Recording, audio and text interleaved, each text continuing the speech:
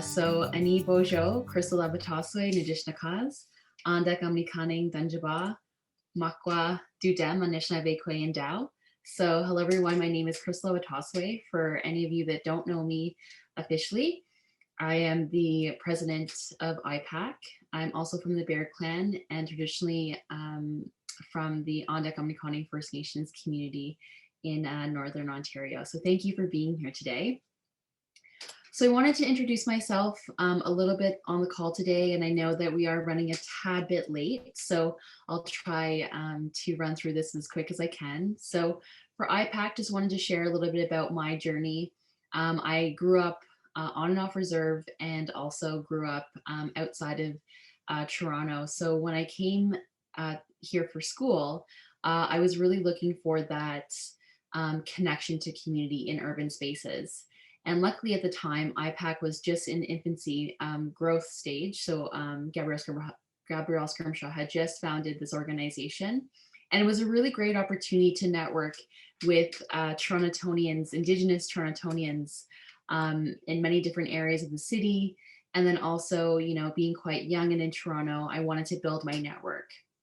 So when you think about careers, you know, I'm an HR professional, and what I do know is that building a network is quite crucial to kind of your success in the job career sort of world, and especially on Bay Street, it is who you know. So, you know, having that network is very crucially important. So IPAC was founded on 3 pillars, and we still stay true to our membership and to our pillars to this day. One is network growth. So any event that we have, we do try to ensure that we give membership an opportunity to network with one another. Professional development, again, this is also very crucial and important for us so that our members have that opportunity to grow, whether that's personally or professionally. Any opportunity to kind of learn different skill sets and bring that into their own bodies of work or in their own careers is also very important. And last but not least is our Recognizing Excellence program, which you do from coast to coast. And really what that is, it's about inspiring leadership of Indigenous professionals in many different industries that they find themselves in. And for us, that was crucially important for Indigenous youth to see, you know, what sorts of careers that they can find themselves in, and also where to aspire to one day be, and know that they're not alone and that someone may have, you know, already drawn that path for them. So that's a little bit about IPAC. Again, I was going to spend a bit of time talking about my own career journey. I know, again, we're running a little bit behind schedule, but what I will say is that IPAC was very instrumental in helping me find my Toronto community, so to speak. And it's been, you know, really important for me to kind of continue in this good way, because for a lot of us, we do move from our communities sometimes to go into you know, education, for instance, to colleges or universities. And then the next step is employment, and knowing that, you know, some of the hubs, whether that's Toronto, Vancouver, Winnipeg, and more, when you're not so in rural areas, but in urban, is that you have that opportunity to know that, you know, that there's community in these major cities as well. Hi, folks. So I'm Jason. I'm the Winnipeg coordinator for IPAC, and welcome. Winnipeg's lucky enough to be the first of the 3 cities that we're doing this event in, so I'm really proud. I have Autumn and Gwen here for me as our program ambassadors, who are on the call, and are really excited to hear the speakers, as well as myself, hear the speakers and to participate in the breakout rooms as well. We have some wonderful panelists, Stephanie, Diane, and Mark here today too. So I'm really, really excited to hear them speak, and that everybody attended this, and it's okay to attend it because it's really cold out here today, and as it is, I think, out west as well. So just Pathways is a really great program that we have that is leveraging relationships between employers and young professional Indigenous youth, and to support them with employment and summer options that we have coming up this May, as well as we have a handful of employers that are on here today, as well as some other ones that are going to pop up a little later that just logistically couldn't attend today. So we're here to support and prepare the participants and the youth for these programs and to help fund these positions in the cities for a handful of employers. So it's really, really exciting opportunity that we're looking forward to and that we work with. And we have a great team of my peers across Edmonton and Toronto who are attending here today too, as well as the other ambassadors across the country. So we've got a neat panel of youth and our pathways staff as well. So thank you for a little bit of letting me speak briefly, and I'll move on to our more exciting panelists. Thank you. Great. Thanks so much, Jason. And before I introduce our first panelist, Diane, I did want to do a land acknowledgement. So I apologize I didn't do this right in the beginning, but it is important that when we do meet, I don't think there's a standard in terms of the numbers, but when we do meet, we recognize the traditional lands that we're on. So for myself, I'm on many nations. So they include the Mississaugas of the Credit, the Anishinaabe, the Chippewa, the Haudenosaunee, and the Wendat peoples, and is now home to many diverse First Nations, Inuit, and Métis people. Okay, so without further ado, I would like to start with Diane, if you could. And maybe just to start, can you tell us a little bit about where you're from, your education history, your career path, and any stories that you may want to share about your journey? Special mention to probably mentorships you've had as well. Okay, yeah, Bazoo, hello. Nice to see everybody. Nice to see all the faces. I am right now situated in Winnipeg, and that is known as Treaty 1 territory. And so to follow Crystal's suit there, it is the traditional land of the Cree and the Ojibwe, the Anishinaabe, the Dene, and the Lakota people, and it's also the homeland of the Métis Nation. And there's like a major story about how, the Métis Nation even birthed this province. So there's lots to say about that when we do the land acknowledgement. And want to recognize the water as well. We're a very significant place for water here in Winnipeg, and a lot of our drinking water comes from Shoal Lake First Nation. And a lot of the hydro that operates pretty much everything, we're all on a screen right now.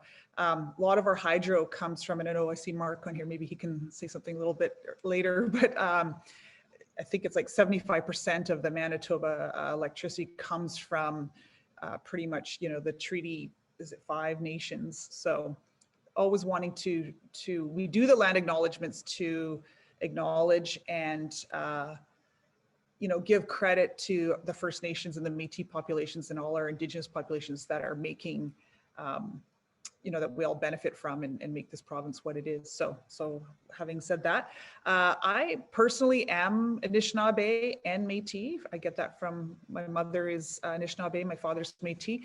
And the traditional land that we come from is Skowhegan First Nation, or otherwise known as situated in Treaty 2 territory. So that's about 3.5 hours north here of Winnipeg. And I've been kicking around in Winnipeg since, I think the 90s. I came here to Winnipeg. I grew up all over the place and lots of it in rural Manitoba. And I came to Winnipeg after graduating from high school to go to university. And I feel like I have a very atypical kind of a story, because I always did very well academically in school, but nobody talked to me about post-secondary anything. And so I, again, went to high school in Dauphin, which was such a racist experience. Like, I can tell you the stories. And I took the OO courses, or whatever, the university entrance courses, and I did quite well. I did quite well academically. I was always an A or B student. And nobody ever talked to me about university. And so one time my friend, my girlfriend, my First Nations friend, said, "Oh, come move to Winnipeg. Let's live together and we'll go to school and we'll just have fun," like as 18-year-olds. And so I went, "Oh yeah, I'm just going to go there and party and have fun, but we'll go to school while we're doing it." And so literally that was what drew me into the city. the sad sort of story about that is her grandfather passed away like in August, and her grandfather had raised her. And so she was like, sorry, I got to go home. And she moved back to her First Nation community. And then I was left by myself with nowhere to go. And I didn't know anyone in Winnipeg. And anyway, it was just one of these. So my mom's Anishinaabe, and she just said, Baka, Baka. And she started phoning everybody. And next thing you know it, I had a cousin that I didn't know about. And so I was being dropped off at my cousin's house. And so needless to say, in my first year of university, I didn't party at all. I just like went to and from school and just did the books because I didn't know anybody. So, but again, I enjoyed my university experience. So, met lots of really good people in university and made it through that system. Really was the third year students. That's what I figured out right away in my first year was get around the third years. And they basically taught me the whole system, the university system, because I didn't know anything. I showed up on the doorstep of the university. I didn't know what a credit was. I didn't know what a major was. They signed me up for sociology. I didn't know what that was. I just knew nothing about university, but I just walked in there and somehow just figured it out. And so I think maybe that's sort of the number one message that I would always give to folks is you're probably go into those situations where you don't know and you might be scared as hell, but just go and you'll figure it out. And as scary as it seems, lots of teachings that I've received are, the scariest things and your biggest challenges are also going to be your biggest teachers.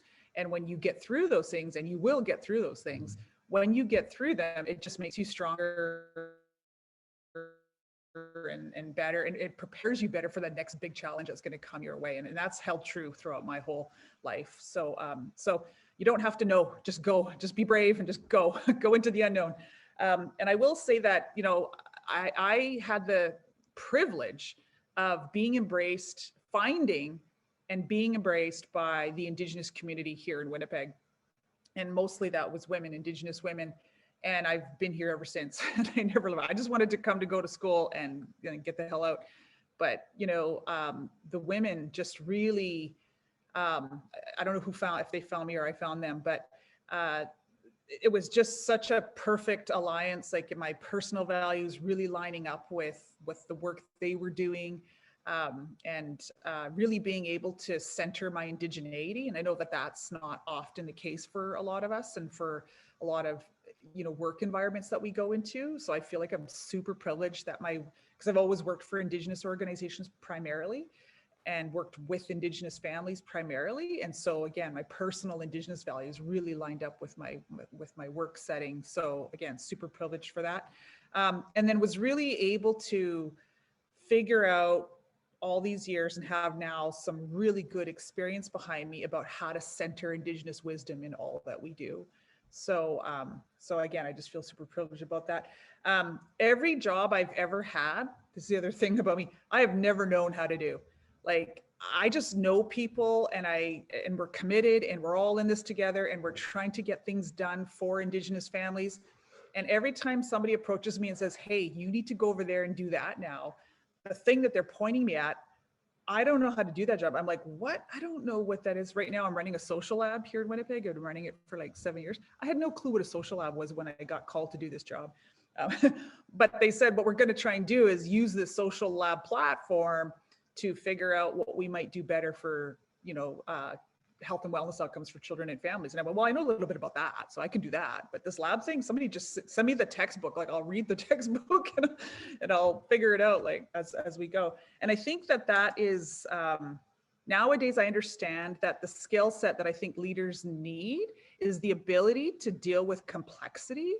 And I feel like our Indigenous values totally prepare us for that. Like when we think about being holistic, again, I'm an Anishinaabe, so I go by medicine wheel teachings, or that really resonates for me. Our ability to really do that holistic and, to know how to be interconnected and to know about like reciprocity, mutuality, and all those kinds of values, I think situate us to totally deal with complexity. I think the days of being in our silos to try to do anything in this world is just not the way anymore. Like, I think we have to really, which again, for me, centers relationship. I think relationality versus transactionality. Relationality really supports us to be interconnected, which is what's needed, and that sort of cross-sector kind of work to be able to deal with a lot of the social challenges that we're facing on every level. Like, we're sitting here in a global pandemic, for goodness sakes, right? And I know right before the pandemic, I don't know if you guys were hearing it and feeling it, but right before the pandemic hit, there was big noise being made about the environment, right? Like, there was big companies finally saying, we are standing up, we got to do something. Like, I know that there, you know, the environmental issues have been brewing for a long, long time, but I felt something was different right before COVID hit. And I can feel that again, starting to generate or come up again. So, so that's sort of, you know, in terms of any kind of advice I would give, it's, you don't have to know. I think you have to have faith in your ability to figure things out. And I do that personally. I do that better in teams than I do it by myself. And so I always want to be part of a team in getting anything done. I do think that some of the values that we don't hear about as much, you know, again, I'm a certified strategic planner, so operating from intellect and like map it out in a linear sequenced way and then just go, like just work, plan it out and go. I've done that a lot and I'm really good at it. This lab has really helped me to lean back into more intuitive approaches, like approaches that involve more emergence and more, you know, just sort of more being.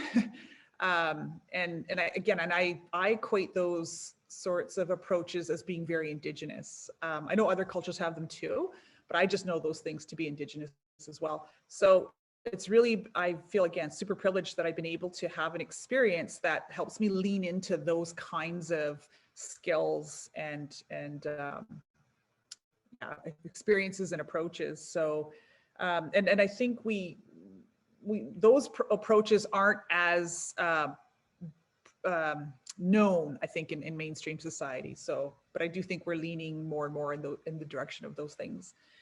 Yeah, and I think, again, just this might sound like a lot of platitudes, but if you're passionate about things, if you make decisions based on what you're passionate about, I just feel like you can't go wrong, and that will lead you forward. And when you're passionate, you know, then you're genuine and you're authentic, and people feel that. And I feel like that's the thing personally that has propelled me or has helped me move, you know, or has helped me achieve whatever kinds of things I've achieved at this point in my life. So yeah, so you know, I've always made decisions. I have a way of making decisions where I'll do the intellectual, okay, think it out kind of process. And after I've done all that, I go to my peers and I have some really good conversations and I get some really good advice from my trusted mentors and peers. And then I put my tobacco down and I say my prayers and I let it go. and whatever's going to be will be. So I have, you know, so I think we can, again, whatever processes are yours, you know, just use them and lean into them. Thank you so much, Chimigwej, to your response. I really resonated with a lot of what you said around, you know, being really passionate about what you do. And I remember a few times I put my hand up for things that I wasn't really sure what I was saying yes to, but to say yes and to figure it out later is part of the journey as well. And your memories of, you know, bringing medicine into what you do as well, I think is really important to the process. So Chimigwej, Dan, for sharing. Mark, you're able to share with us now. Good evening, everyone. It's good to see Diane and I know a few people, Sarah, and to all of you listening here. So nistam gawit yan naiton minaskumun ayaw Sarah we get a gwetch at least at the biggest squan the bewitaman tanti humanista ese apataman uniga ne case mutian ebusisa isa. Nestam naiton tapue gaskita no agisto tante agisto is a papeguate is we mutte. I wanted to start with so I'm from Pimichikamak, which is a northern First Nation in northern Manitoba. It's one of the larger Cree First Nations in Treaty 5, and I was born and raised on the res there. It's probably a population of about 8,000 people.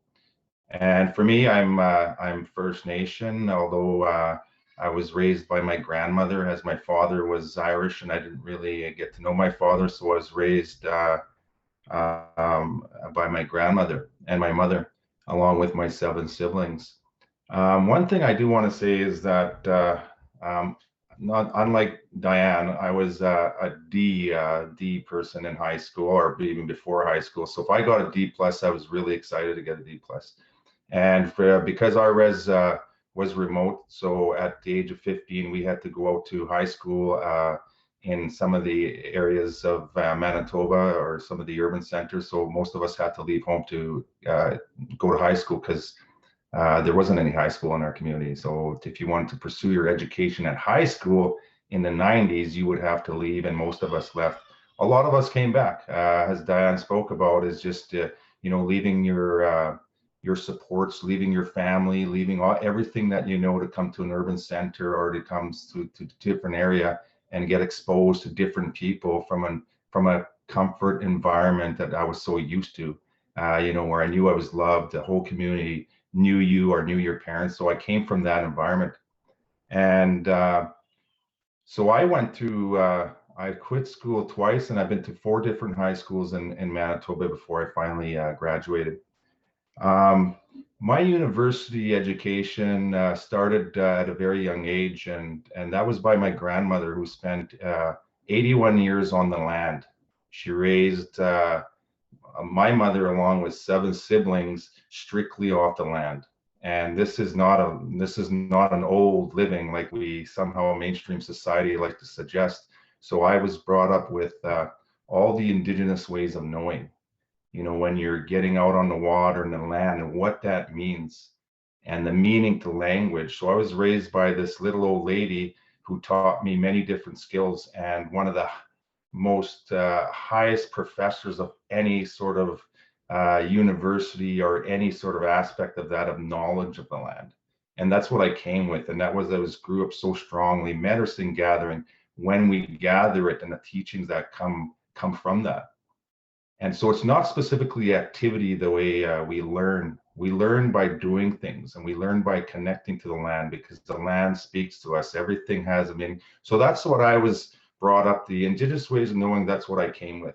And although academia is still trying to catch up with that, but we're in this world today where academia is starting to see that there's a different way of learning, a different way that our grandparents, that our elders have always brought to this land that we call Manitoba, or we call Canada. I mean, Manitoba and Canada are just almost as old as my grandmother. You think about that for 1 second. My grandmother's only about 13, 14 years younger than Manitoba and Canada, and she's taught us as our people, thousands of years of knowledge that mainstream society has to start to value and start to balance, like Diane talked about. That is, we don't have to be the same, and it doesn't have to interconnect, because it doesn't. We have a different way of knowing, a different way of educating our people. So that's what I was brought up with. And so with that, my career started. I had a teenage pregnancy with my wife. We have 5 children now. So we spent, my career started by way of necessity, trying to provide for my family. I was lucky enough to have some great teachers. I always think about, when I think about my career, I think about a turtle on a fence post. You don't get here on your own. You have people, you have family, you have community, and that's what I was lucky enough to have. And so I was kind of, brought up to kind of lean on my elders, lean on your community. We come from strong communities, very strong, proud people, and yet we're in some of the most challenging environments in Canada, but we're strong. We're overcome despite the challenges. So that's the way I was brought up. So when I came to the urban center, I started a career as a power line technician. I had a prosperous career with one of the largest corporations in North America, Crown corporations in North America in the energy sector. I started sweeping trucks, and basically, moved my way up to management, moved my way up to becoming one of the senior negotiators for any Manitoba First Nation impacted by hydrodevelopment, and then later spent 5 years with the executive of the Crown Corporation. The nice thing is now I share with people is that I've since retired. I'm 46 years old and I'm retired. I'm doing now the things. I just joined the MKO, the Manitoba. It's a political advocacy group, and it represents 26 First Nations in Treaty 5. And so I'm the advisor to the assistant to the Grand Chief here in Northern Manitoba. And so I've started with this team, but it's something that I really enjoy doing and feel that I can add value. So my key things to think about, aside from what everybody else talked about, is networks, as someone talked about, are very, very important. And recognizing that that you never get anywhere on your own, that networks are so important. But not just knowing people is important, but it's about investing in your networks. Remember that, I used to separate my networks. I used to have my business networks, all the networks that I needed to do my job well. And I used to have my personal networks, all the networks I needed to feed me as a person to keep me going. And then the networks that I wasn't really sure about. If you have time, you have time. But networks are important because you never know who you're networking with. I'm sure people networking with me 10 years ago didn't realize I was going to become one of the most influential persons in Northern Manitoba and lead the organizations that way.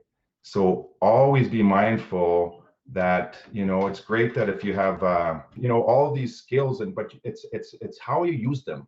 So I never had a lot of, I always say, play to your strengths. I've done so many leadership roles.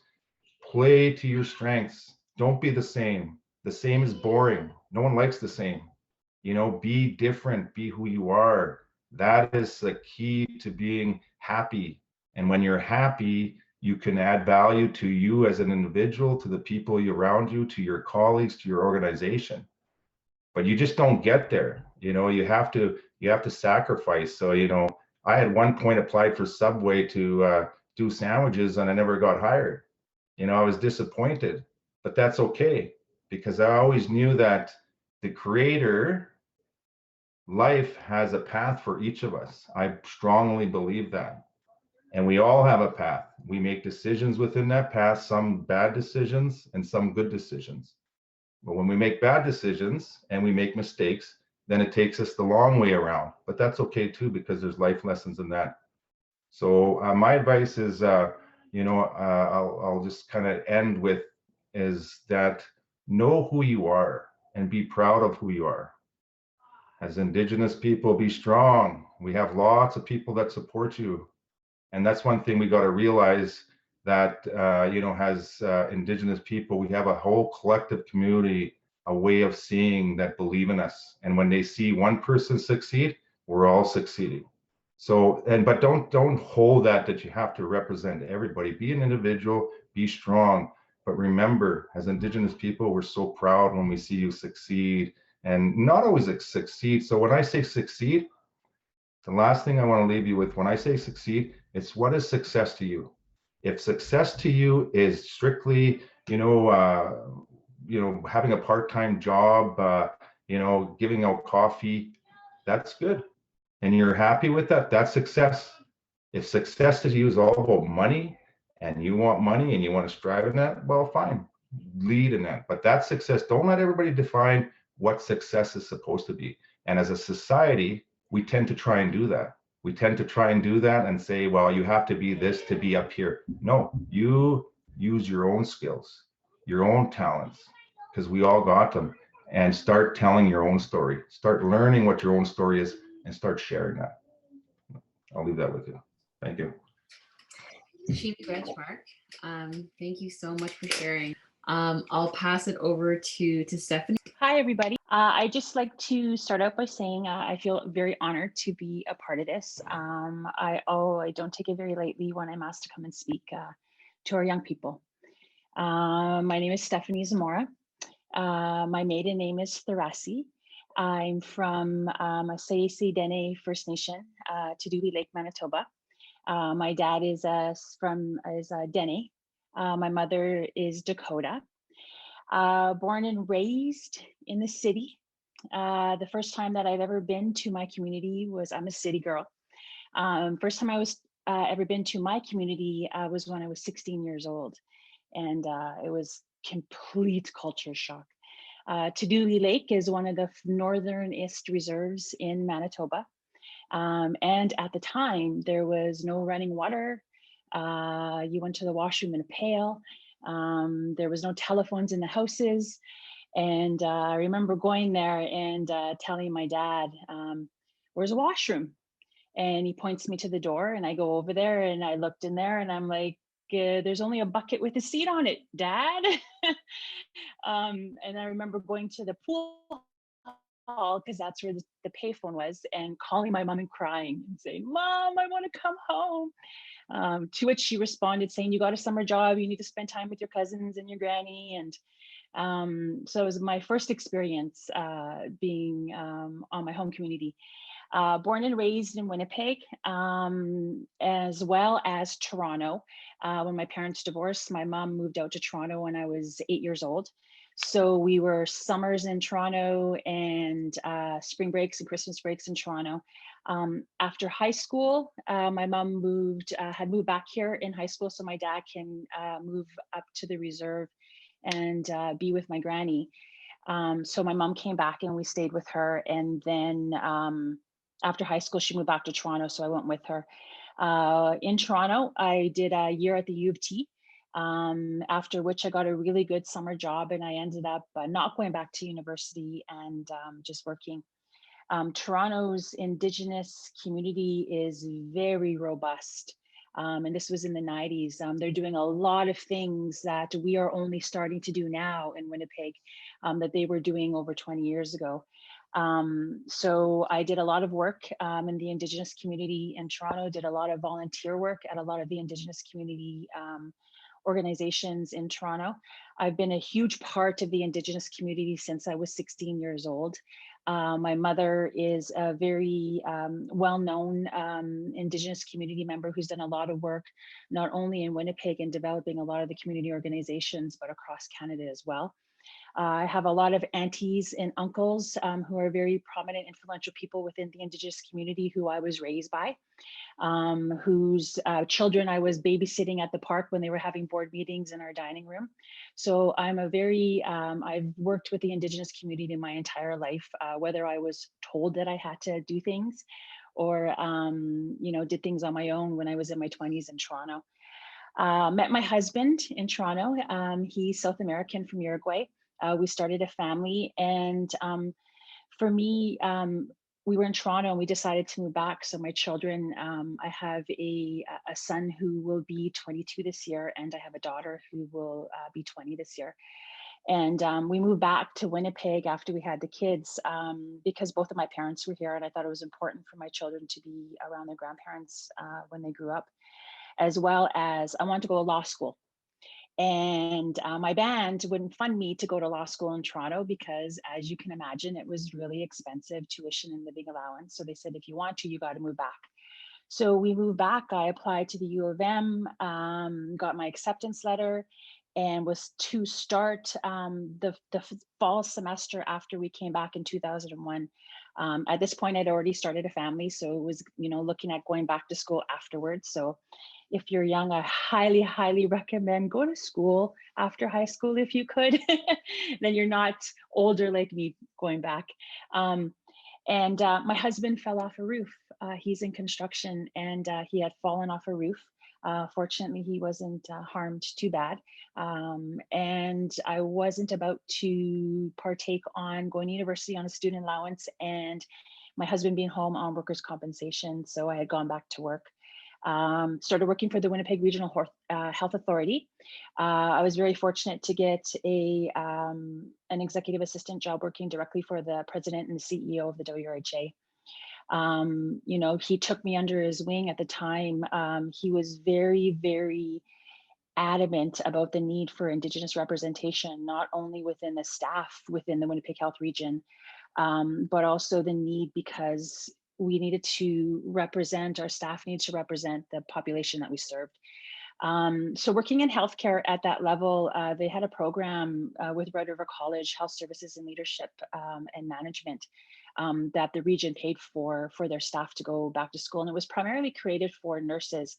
What they found within healthcare is that they promoted patient managers, nurses who have been there for a long time, but they're nurses and they don't really have a lot of the leadership capacity to be able to manage big units within the hospital. So I had gone back to school to do that. And I kind of fell into the human resource realm quite by accident, because when I applied for another position within the region, the CEO at that Health Science Center said, you know, Stephanie, you know, we're paying for you to go to school. You don't want to be an executive assistant. So why are you applying for this job? At the time, the director of human resources at the Health Science Center said, you know, I have an opening. I think you'd be great working in human resources. So she said, throw your name in. I ended up doing that. I got the job and I was managing the largest teaching hospital in Manitoba, human resource department. Went back to school, got my human resources from the University of Manitoba. I am currently now completing my undergraduate degree in labor studies at the U of M, so I do that part-time. I'm also a CPHR, so I got my certification in human resources. I was nominated in 2018 for the CPHR's Executive of the Year, to which it was such an honor. Being in human resources at that point for probably about 10 years, I was up against people who have been doing this work for about 20, 30 years. So it was an honor to be nominated. I didn't win it, but it was an honor to be nominated and included in that group. I worked in human resources with the Winnipeg Regional Health Authority for about 11 years, moved out of there, moved over to a social service agency as their director of human resources, where I also took the lead in developing their cultural program. One of the things is that I was raised traditionally from birth with Dakota traditional teachings. And that was a really, really very private part of me. It never ventured over into my professional life whatsoever. That was all working in large corporate white organizations my entire career. That was just something that was never or had to be a part of what I did. And when I went over to Marymount, one of the things that they had asked me to do was to develop their cultural program. I had developed the first ever land-based program in a non-Indigenous organization across Canada, for which we're nationally recognized for that program. It's quite successful, and I'm very, very proud of the work that they do. And you would think at the organization that I was working with, and I developed that program, it's a 100-year-old Catholic-run organization. And you know the history of the church and our people, and some of those challenges that Indigenous people have with the church.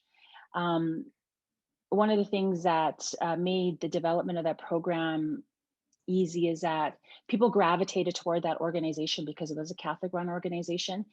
And so when we developed and instituted that program, and it was about bringing culture back to the youth that they served within that organization, and the meaning of it, and the really big part that culture plays with healing, particularly with kids who are within CFS, and that's lost to them once they enter into the system.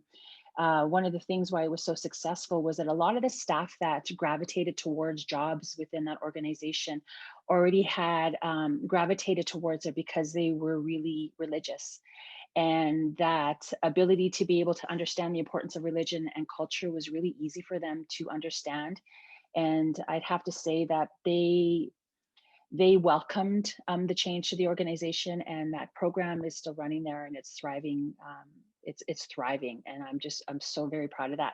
I then moved over to another youth serving organization as their vice president of human resources and Indigenous initiatives, where I mimicked a lot of the program development that I did, and the strategic initiatives to engage with the Indigenous community on a very different level. and build the capacity within those organizations, looking at employment equity, looking at strategic frameworks. How do we engage and retain Indigenous people to come and work with our kids and our youth and our families? So I was there for a little bit. I'm currently now at a child welfare agency as a director of human resources. I think for me, the change was I really wanted to look at moving back to working directly with our people and working. I'm an Indigenous organization and working with building capacity within the communities. A lot of our communities don't have that capacity there to be able to effectively provide the services to our kids and our families. So a large part of what I do is, building capacity, doing succession planning, doing mentoring and coaching, and setting up programs and frameworks to be able to do that. I decided to go back to school to do my undergraduate degree in labor studies to get my CPHR. At the time, you need to have your undergraduate degree to do that. They changed it when I was halfway through finishing my undergrad where you don't need that. So I was able to get my CPHR certification, and but I was already halfway done. So I just thought, I might as well finish it since I'm doing it. A lot of my successes, like I've just recently come back to an Indigenous organization for a year, and I haven't worked within an Indigenous organization probably since my early 20s. So it's been quite a while that I've done that. Most of my experience is within large white organizations and corporations. And I think for me, I wouldn't be in the leadership positions that I'm in, nor would I have learned the gifts that you require to be an effective leader, such as collaboration, respectful dialogue, the ability to be able to, influence and negotiate, to get people, turning them around with your ideas and engaging them in a way where, they think that, oh, well, that's getting them to agree with you even before you propose what it is you're trying to do. I learned that, and I was taken under the wing by presidents and CEOs and vice presidents, and these were non-Indigenous people. They were white people who really seen my gifts and seen the ability that I had. So I had, in human resources, it was white women who were teaching me everything that they knew. They gave me their power and they taught me how to lead. And they did it in a way that was not telling me what to do, but really engaging in my critical thinking to be able for me to become to those solutions on my own. So they were teaching me how to think in a very different way, in a way that fit into where I was at the time and what I needed to do. It wasn't until probably about 6 years ago where I now have a really strong Indigenous woman who's my mentor, who is there at, whenever I need to make a phone call, who's a very influential, respected human resource professional within Manitoba. I sit on the board of Karma now, and she started that organization. And so those are some of my mentors that I've had throughout my career that have allowed for me to get to where I am today. I think one of the things that I would really like to say to the young people is that, finding out where your path is, finding out what your gifts are is a process. And, it could be something that you're wanting to do, today. And then next week that may change or tweak a little bit. And don't limit your opportunities for growth. You always hear people say, don't burn those bridges. Don't burn those bridges, because it's really important that you may need to circle back around to be able to have the support from these other people in these other sectors. It's really, really important that, when you're, as Mark said about the networking part, that really is integral in your career journey, to be able to take those business cards, talk to those people, let them know a little bit about who you are, because, there's opportunities that happen all the time. And it's a really, really, really exciting time right now to be a young Indigenous professional. we are being seeked out. We are being headhunted by large corporate organizations that are actually really starting to understand the need to start to engage with Indigenous people in a very different way. And really recognizing their obligations because they are in Canada, and understanding what that looks like from their corporate perspective. So it's really, really exciting now. There's a lot of opportunities that weren't there 10 years ago for us to be able to sit at these very high levels within these organizations, and them wanting to engage with us in a very different way. So, you know, you may not be wanting to do the same thing today that you're going to want to do in 5 years, but don't, you know, when you're in school, you know, try to keep your learning as broad as you can, because you want to be able to jump into these opportunities when people are presenting them. Because when you get to a certain point, you know, your reputation will be out there and people will be saying, hey, I know somebody who would be really great at this. And, you know, I get tapped on the shoulder a lot to say, hey, I got an opportunity. Do you know of anybody? To which I'm like, actually I do, you know. So, you know, school is really, really, really important. Getting your education is really, really important. But don't get discouraged if you're not going from high school to university right away. You may need to take some time off to be able to do that. But it is really, really important to learn within those systems, because a lot of the stuff that you're going to be learning is a lot of the stuff that you're going to be needing, not only as an Indigenous young person, but also as, you know, entering into the workforce. There's a lot of knowledge that they teach you in school. So I just, I really appreciate being on the panel. I've had the opportunity to meet with Diane when she spoke about the Boldness Project when I started over at Marymount. What she was doing over there was very groundbreaking stuff. We've never worked in that way before with our community. And, you know, a lot of her ideas were very, very, you know, new to how we do that work. And she was very inspirational when I started looking at the way we were doing work. And so I just, you know, and I really appreciate, you know, everybody's gifts that are bringing around this table. And I'm really honored to be a part, to speak to young people. I love speaking to young people. My kids don't want to hear me. So any other young people that hear me, I appreciate that. Thanks, everybody. Thank you so much, Stephanie. And as a, you know, fellow HR person working in a corporate office, I really resonated with your story and I'm very inspired. So hopefully I'm in your breakout room. No, it was, I loved hearing your story. So thank you too much for sharing. And, you know, I really can, you know, celebrate that, you know, you kind of came from two worlds. You know, did a lot in corporate, and then you came back and started working within community. I know that can be a really difficult transition for sure, because they are in some ways very opposite to the ways that we know our teachings and our lived experiences can be very different from a capitalist colonial standpoint. So thank you for sharing. So let's just check in with Marie.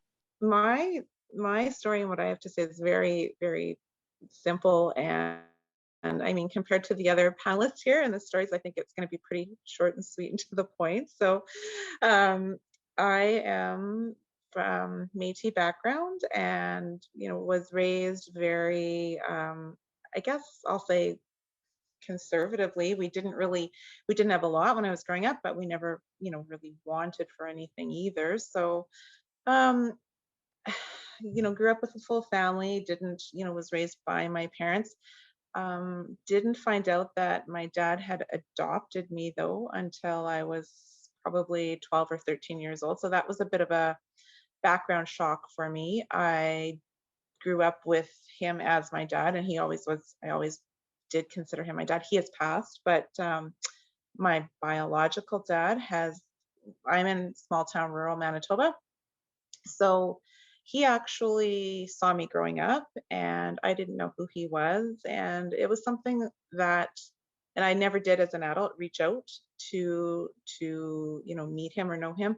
But being in a small community, we've ended up in the same areas at the same time. And can visually tell, like, will recognize him, but that's something that I guess carry with me and yet don't want to reach out and do that. So, but to reach out to him to make that connection yet. So it's a little bit different that I I don't want to take that extra step, or a lot of people might wonder why, but my point in saying all that is that um, he looks a lot different than I do. He looks like, I think that so I think the background I would have had, and my upbringing that I would have had with him would have been much different than what I did have.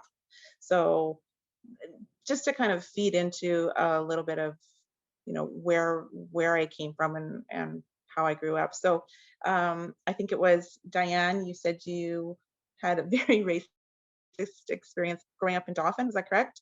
And so I basically grew up in Roblin, which is about an hour away from there, hour and a half away or so. Same thing. Was picked on relentlessly in school, growing up, elementary school, only because I was darker skinned and dark hair. So it was incredible what I actually went through, and grew up very much then. I think that is something that I carried with me until I was a lot older. And then becoming to work through that, I was almost like an extrovert. So because I was picked on so much, I became very quiet and more wallflowerish, and then did the opposite of that. So hopefully now at this age, I've kind of found a happy medium.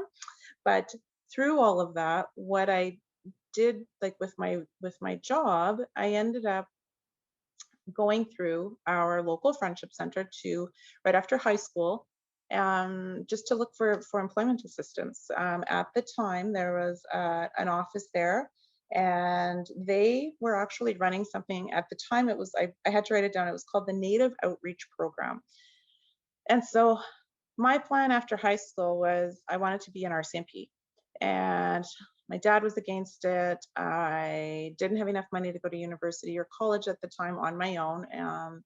So it was kind of hard to do anything. So my plan was to work for a little while, save up some money, and then I was going to apply at RCMP Depot, and that was my career path.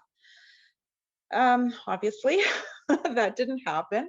I ended up, like I said, going through the friendship center, and then they had they worked very closely with Service Canada, and the fellow that I was dealing with was on the national committee. It was called the Interprovincial Association of Native Employment, and he connected me with somebody, a fellow called Marshall Murdoch, through TD Bank at the time. It wasn't TD Canada Trust then, and I ended up having an interview with the local branch here in Swan River. I had moved from Roblin to Swan River when I was 13 with my family. And yep, that was 30 years ago. So 30 years down the road, I am now the branch manager, and I had wobbled back and forth over the years with still trying to, wanting to think I was going to apply at DEPO and become an RCMP. But once my husband and I had our two daughters, I didn't want to take them away from our families, and so ended up staying with the bank. And through all that, with the bank and all those years, I took different courses, things like the Canadian Securities course, my investment funds, like my mutual fund courses, all of that while I was working, again, in the back of my mind, because I wanted to eventually, with the RCMP, go into commercial crime. So I was using the bank as a platform to build my portfolio and just to be more desirable to get hired somewhere else. And like I said, things happen for a reason, as somebody else said here before. And obviously, I was happy enough that I wanted to stay, and decided that the RCMP course wasn't for me.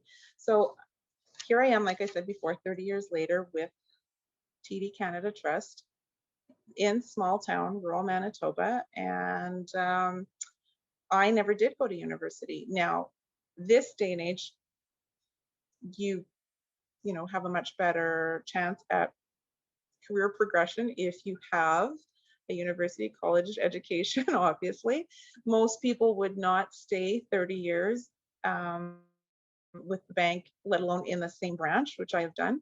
But that was my choice. That's what I wanted to do. My family, and being close with both sides of our family was my priority, and I was lucky enough to go through the bank and get education that way as well. And like I said, become a branch manager 30 years down the road. So as I don't really know what I can add to this, as far as how to get there. I mean, like Mark said, you have to pay your dues. You have to, it's not gonna, you have to make some sacrifices. It comes with time. You know, unless you're super fortunate, things aren't probably going to just happen overnight for you. So yeah, I mean, plan for where you want to be. And for myself, I had those plans, but they changed, right? And they changed along the way. And so I kept making those plans along with the bank and where I currently am. And yeah, so that's, I'm looking at the, you know, the different comments that people made. Stephanie, I kind of laughed when you said the outhouse experience. I know exactly what you meant. This is, we called it a crash and carry pail. So I had been there as well. I am for 1 year between transition from, we moved from Roblin to Swan River, pardon me, which is like an hour apart only. We lived with my uncle to help him. He was at the time PFRA pasture manager, and my aunt had passed away, so we lived with him to help with the ranch, the cattle, the horses, and then he was out in the pasture. So it was at that point in time where it was, we lived right on the Manitoba-Saskatchewan border. When I left the house in the morning to go to the school bus, I'd walk to the end of the lane, cross the road, and I was technically in Saskatchewan at that point. And so, you know, growing up there, you know, for that year that we helped him, we did have electricity, but we didn't have an electric furnace. We didn't have running water. It was that type of environment to grow up into. So it was very different. I mean, at that age, I loved it. I wouldn't want to do that every day now, but it wouldn't be the end of the world either. So it's, you know, it's what you put into where you want to go is how you're going to get there, if that makes sense. I mean, it's, everybody comes from different backgrounds. And like I said, I kind of had a shock at that age as well, finding out my dad wasn't my biological dad. That could throw somebody for a loop, right? But you just, you make your decisions and you give your best and you work towards what you want. So as far as youth and banking, it's something that I think a lot of, especially for the youth that I see coming in and that I'm dealing with, I feel that they think that they're too intimidated, or they think they could never do something like that. It's not something that they need to have, you know, that you need to have high math skills in or anything like that. It's a people job.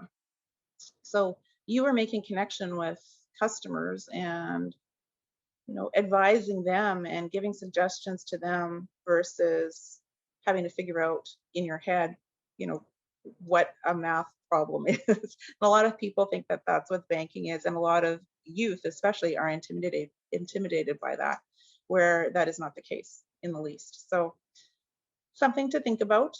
And yeah, that's what I can share.